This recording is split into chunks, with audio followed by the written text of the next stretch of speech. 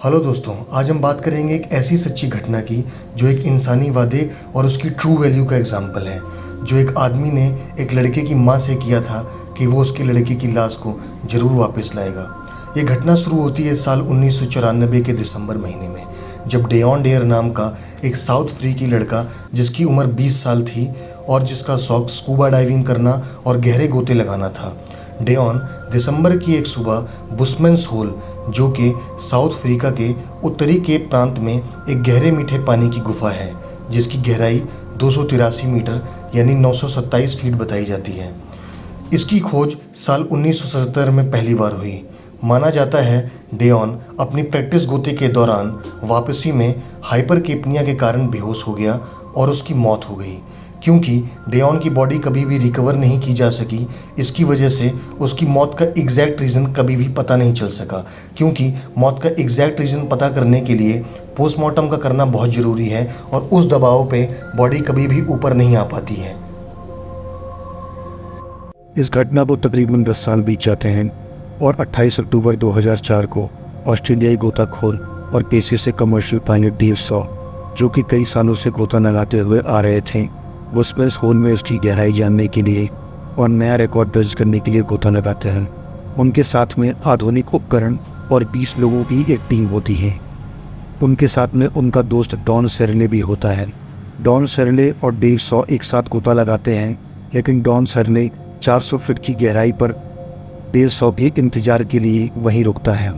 Dave Shaw एक अनुभवी गोताखोर थे और वे 270 मीटर की गहराई तक पहुंच जाते हैं। जैसे ही ये डेटा ऊपर मौजूद टीम को मिलता है, सब खुशी से झूम जाते हैं। मगर नीचे डेव को कुछ दिखता है।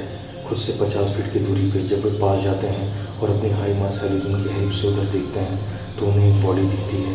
स्कूबा सूट पहने उस बॉडी के हाथ पैर अलग हो गए होते हैं और वे साबुन जैसे एक आकार की हो गई होती है। डेव समझ जाते हैं कि ये बॉडी किसकी है। ये बॉडी किसी और की नहीं बल्कि 20 वर्षीय डेओन डेयर की थी, जिसकी 10 साल पहले बुशमैन्स होल में मौत हो जाती है। डेव शॉ उस बॉडी को वहाँ से निकालने की कोशिश करते हैं, लेकिन बॉडी के अंग दाएं बाएं होने के कारण वो बिना एक बॉडी बैग के उसे वहाँ से नहीं ले जा पाते हैं, जिसके कारण वह अपनी केबल को उस बॉडी में लगे हुए सिलेंडर से बांध देते हैं, जिससे कि जब वह अगली बार आए तो वो बॉडी उन्हें मिल सके। लौटते समय उनका दोस्त उन्हें 400 फीट की गहराई पे मिलता है। वो इशारों से उसे बताते हैं कि उसे एक लाश मिली है। ये सुनकर के डॉन सर्ली, जो कि डेव शॉ का दोस्त था, उसकी भवें उड़ जाती हैं और वो चौंक जाता है। सफलतापूर्वक बाहर आकर 2 दिन के बाद 30 अक्टूबर 2004 को डेव शॉ डेओन डेयर के माता पिता को कॉल करते हैं और उन्हें उनके बेटे की लाश के बारे में बताते हैं। साथ ही ये वादा भी करते हैं कि वे उनके बेटे की लाश को वापस ले आएंगे। डेव 2 बच्चों के पिता थे। शायद यही कारण था कि वे डेओन डेयर के माता पिता की भावनाओं और दुख से वाकिफ थे। ऐसा सुनते ही माता पिता खुश हो जाते हैं और रोने लगते हैं। 8 जनवरी 2005 को डेव आधुनिक रीब्रीथर, जो कार्बन डाइऑक्साइड को ऑक्सीजन में बदल देता है, under water cameras, body pulse reading equipments के साथ गोता लगाते हैं। मकसद था 10 साल पहले मर गए डेओन डेयर की लाश को वापस ऊपर लाना। इस काम में डेव के साथ 26 लोगों की टीम थी, जिसमें से 4 गोताखोर उनके साथ गोता लगाते हैं, जो अलग अलग गहराई पे उनका इंतज़ार करते हैं, जिसमें से 725 फीट की गहराई पे उनका दोस्त डॉन सेरले रहता है, जिससे कि जब डेव लाश को वापस लाएं तो ये लोग उनकी सहायता कर सकें। कुछ देर के बाद डेओन डेयर के माता पिता वहाँ आते हैं। वो डेव को नीचे जाने के बाद इसलिए आते हैं क्योंकि डेव शॉ उन्हें वहाँ देख करके भावुक ना हो जाए और उसे उनके बेटे को वापस लाने का दबाव ज़्यादा न महसूस हो। गोता मारने के 30 मिनट के बाद डेव शॉ उस गहराई तक पहुँच जाते हैं जहाँ डेओन की बॉडी को उन्होंने अपने पिछले लगाए रिकॉर्ड गोती के दौरान केबल से बांध दिया था। लेकिन कुछ ऐसा होता है जिसकी उम्मीद हर कोई अपने बुरे सपने में भी नहीं करना चाहता था। डेव जब डेओन की बॉडी को बॉडी बैग में रखने लगे तो केबल से उलझ गए और उस केबल से खुद को निकालने के चक्कर में उनकी ब्रीथिंग तेज हो गई। 725 फीट की गहराई पर उनका दोस्त डॉन सर्ले था, लेकिन डेव ने जाने से पहले ये बोला था कि जब तक मैं सिग्नल न दूं तुम नीचे मत आना, और समय भी निर्धारित समय से ज़्यादा हो गया था। डेव ने जाने से पहले ये बोला था कि इस गोते में सबसे महत्वपूर्ण व्यक्ति आप हैं। यदि तुम्हें कोई समस्या है तो अपनी समस्या से निपटो, मेरे बारे में भूल जाओ। क्योंकि 2 लोगों के मरने से ज़्यादा अच्छा है 1 लोगों का मरना।